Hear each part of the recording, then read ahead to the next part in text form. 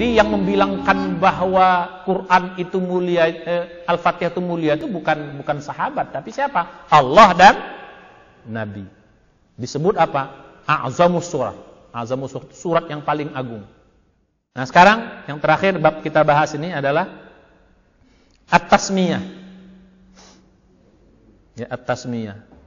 Bab terakhir kita bahas pada kesempatan At-Tasmiyah. Tusamma al-Fatihata wa ummal kitab wa sab'al mathaniya wa syafiyata wal wafiyata wal kafiyata wal asasa wal hamda.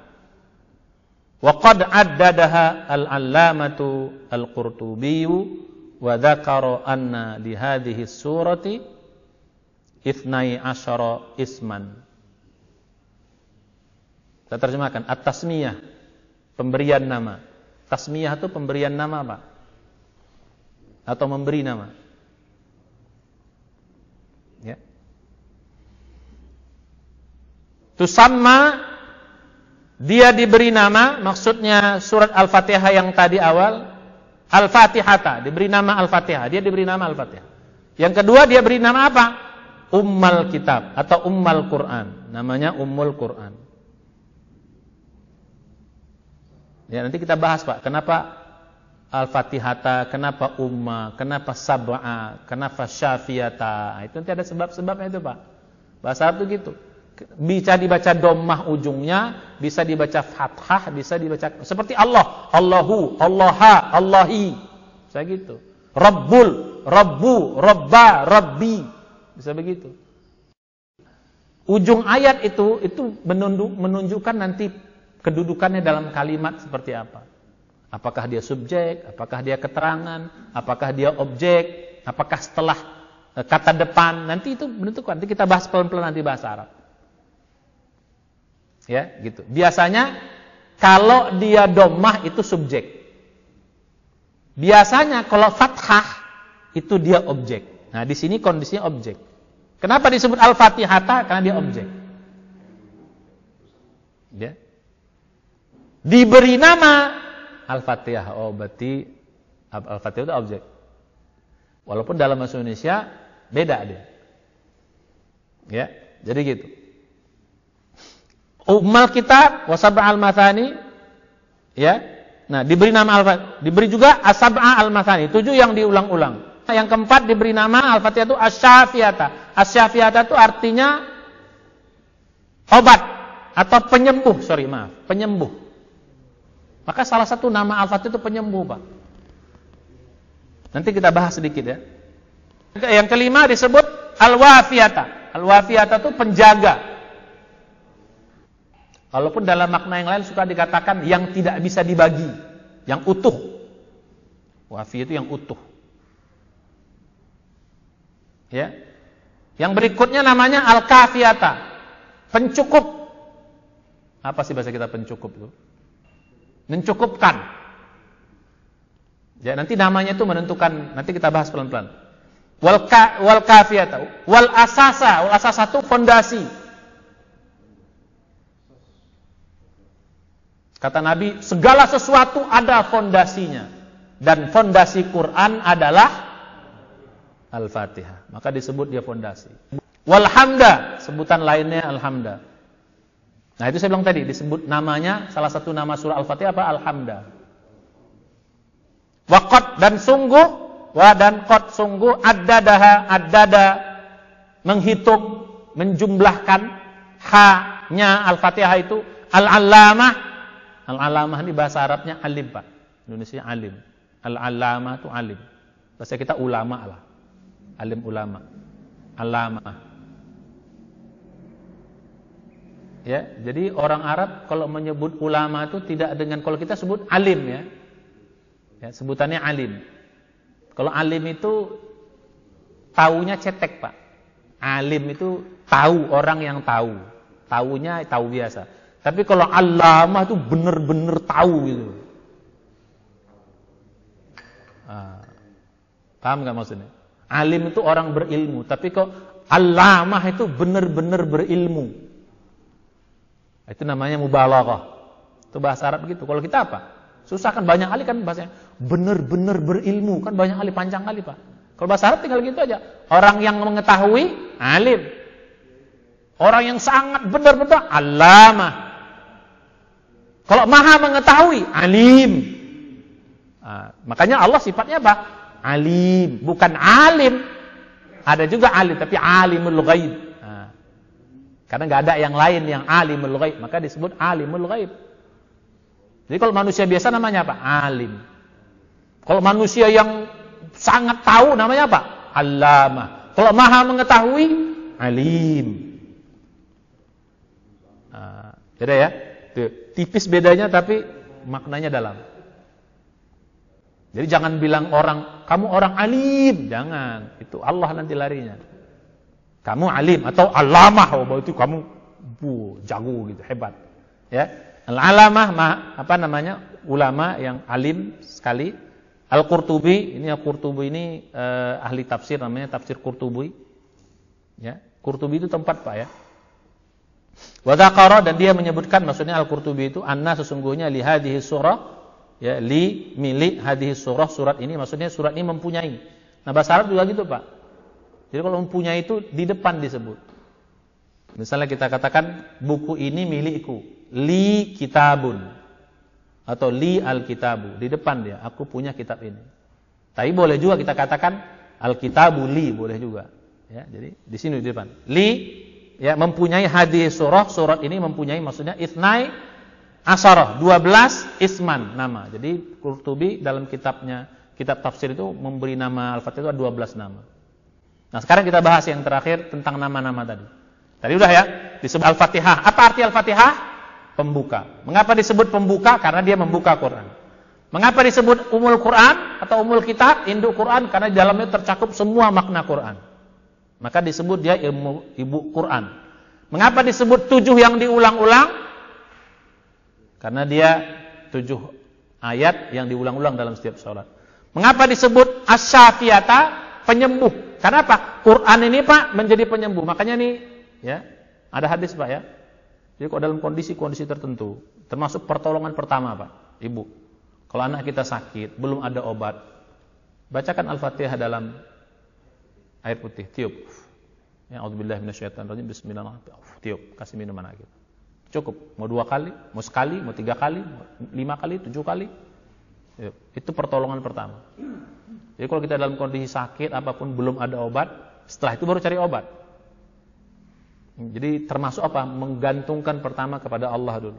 Di hutan, bahkan dalam hadis dikatakan ada juga orang yang dipatok ular, nggak ada obat, dia baca Al-Fatihah, dia minum. Tapi habis itu baru berobat. Gitu. Pertolongan pertamanya apa? Al-Fatihah. Anak kita sakit, apa? Termasuk kita sakit. Ya, kalau tiba-tiba pertolongan pertama, minum Pak, tiap Al-Fatihah, minum.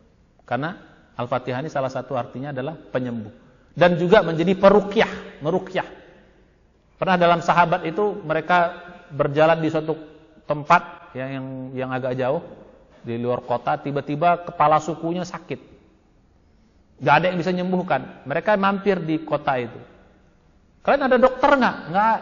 Tapi kami ini sakit. Kalau sakit kami bisa obati. Sahabat bingung, ada sahabat, kok berani-berani dia ngobati? Padahal dia bukan dokter. Dia beristihad, kepala suku itu dia baca Al-Fatihah, dia kasih minum. Sembuh ternyata. Pulang-pulang mereka dikasih susu, ya, sama dikasih kambing berapa puluh ekor gitu. Susunya mereka minum, kambingnya mereka nggak berani minum karena mereka belum tahu ya, ini sah atau enggak nih. Karena cuma di Al-Fatihah sembuh, ya ini gimana nih hukumnya? Setelah ngadu sama Nabi, dari mana kamu tahu? Ya feeling aja ya Rasulullah. Betul kata Nabi. Al-Fatihah itu bisa menyembuhkan. Udah ini halal nih, makan. Jadi Al-Fatihah menyembuhkan Pak. Ya, boleh sekali, 3 kali, 5 kali, 7 kali, tiap dalam satu minum. Maka namanya apa? Salah satu nama Al-Fatihah Asy-Syafiyah. Apa arti Asy-Syafiyah? Yang menyembuhkan. Hakikatnya Allah, tapi itu salah satu syariat. Ya, tapi ini istilahnya P3K. Apa P3K? Pertama gitu. Ya, itu menunjukkan. Kemudian satu lagi namanya apa? Al-Wafiyah. Al-Wafiyah. Kenapa disebut yang tidak bisa dibagi? Seluruh ayat Quran Pak boleh kita baca setengah-setengah. Al-Fatihah nggak boleh. Oh gitu. Nggak boleh. Yang lain boleh kita baca dalam misalnya gini, dalam sholat rakaat pertama separuh, rakaat kedua separuh, nggak boleh. Harus lengkap. Ya, dalam kondisi biasa pun separuh, nggak boleh. Kalau yang lain boleh kita separuh, Pak. Apa dia nggak boleh? Harus lengkap kita bacanya. Karena dia satu apa? Satu kesatuan. Ya. Bapak baca surat Qul Hu boleh. Bismillahirrahmanirrahim. Qul huwallahu ahad boleh. Allahu akbar. Setelah Al-Fatihah tentunya. Ya, jadi gitu. Setelah Al-Fatihah baca Yasin. Muak dong, panjang kali ya. Allahu akbar. Yasin doang. Boleh satu ayat. Yasin kan satu ayat. Ya, jadi gitu. Jadi maka disebut apa? Al-wafiyah itu nggak bisa dibagi. Jadi kalau kita baca harus lengkap dari awal sampai. Kalau surat yang lain boleh kita baca ini dulu. Kan sering kan orang baca beberapa ayat. Jadi nggak boleh kita baca sepukul doang. Harus lengkap kita bacanya. Karena di satu kesatuan Al-Fatihah itu. Ya, apa tadi isinya apa? Dalam hadisnya berarti separuh buat Allah, separuh buat kita. Yang di tengah itu kita Allah dan hamba. Itulah hebatnya Al-Fatihah. Nah, satu lagi namanya apa? Al-Kafiyah, cukup. Kenapa disebut cukup? Artinya apa? Maksud sholat. Sholat dengan Al-Fatihah cukup. Sah sholat kita. Nggak usah pakai surat yang lain. Maka disebut Al-Kafiyah. Mengapa disebut Al-Sasah? Fondasi. Karena dia fondasi dari Al-Quran dan fondasi dari keimanan kita. Fondasi Islam. Semua fondasi Islam itu ada dalam Al-Fatihah. Yang terakhir kenapa disebut Alhamdu? Ya, karena memang awal Al-Fatihah dimulai dari Alhamdu. Jadi boleh menyebut nama surat dengan kata pertamanya. Makanya surat Kulhu, surat Kulya, surat apa lagi? Nah, saya kira demikian. Nah, ini sedikit penjelasan, mudah-mudahan kita semua paham. Insyaallah nanti kita lanjutkan lagi. Itulah hebatnya Al-Fatihah. Mudah-mudahan kita mulai sekarang mengamalkan. Kita udah 3, Pak. Udah 3 kita cara mengamalkan. Kemarin kita sudah kesimpulan pada umum dulu. Kita sudah bahas mengamalkan ta'awuz, sudah kita bahas. Yang kedua mengamalkan basmalah. Yang ketiga mengamalkan Al-Fatihah. Mengamalkan Al-Fatihah 3. Pertama kita ngamalkan dalam sholat. Siap sholat nggak sah. Mengamalkan kedua, amalkan setiap doa mulai dengan basmalah, dengan Al-Fatihah. Doa apa saja Pak, mulai dengan Al-Fatihah. Karena akan dikabulkan oleh Allah. Nah, yang ketiga dalam hal pengobatan. Mulai sekarang P3 kita sakit, baik diri kita maupun anak kita, bacakan Al-Fatihah. Itu sudah paling ampuh, Pak. Ya. Cuman kalau mau tambah yang lain boleh. Kalau ruqyah itu Al-Fatihah, Ayatul Kursi, terus Kulhu, Falak, An-Nas, itu boleh. Itu tambahan, tetapi inti yang Pak, Al-Fatihah. Bahkan salat apa? Salat janazah itu suratnya apa? Al-Fatihah. Habis itu shalawat. Jenazah itu Al-Fatihah apa? Enggak ada surat yang lain. Malah enggak pakai doa iftitah. Setelah takbir pertama langsung Al-Fatihah. Baru yang kedua salawat, yang ketiga baru doa buat mayit dan seterusnya. Ya, mari kita amalkan 3 tadi. Al-Fatihah. Satu diamalkan dalam apa? Salat itu pasti. Cukup. Yang kedua, amalkan dalam setiap doa. Setiap doa Bapak, doa kapan saja, mulai Al-Fatihah dulu baru doa. Syukur-syukur kalau mau ditambah 2 ayat terakhir dalam surah Al-Baqarah. Bagus. Ya, tapi Al-Fatihah pun cukup. Yang ketiga, mulai sekarang kalau sakit apa, dan ini harus penuh dengan keyakinan, Pak. Kalau nggak yakin nggak bisa. Harus penuh dengan keyakinan. Macam sahabat yang tadi itu, ya, dia bukan dokter, bukan apa, orang sakit, dia yakinnya Bismillah sembuh. Kenapa? Bergantungnya kepada, tapi tetap bergantung kepada Allah. Setelah itu, nah kalau mau berobat ke dokter mah enggak. Nah kalau kita mengamalkan ini Pak, dan lihat nanti terbukti dalam kehidupan kita, makin lama kita akan makin yakin kepada Allah dan makin yakin akan apa yang Allah sampaikan kepada kita. Insya mudah-mudahan bermanfaat. Kita lanjutkan pada pertemuan berikutnya tentang pembahasan kata per kata, makna kata per kata dari Al-Fatihah. Demikian, mari kita baca hamdalah. Alhamdulillah. Doa untuk majelis. Subhanallah, anta, astaghfirullah. Assalamualaikum warahmatullahi wabarakatuh.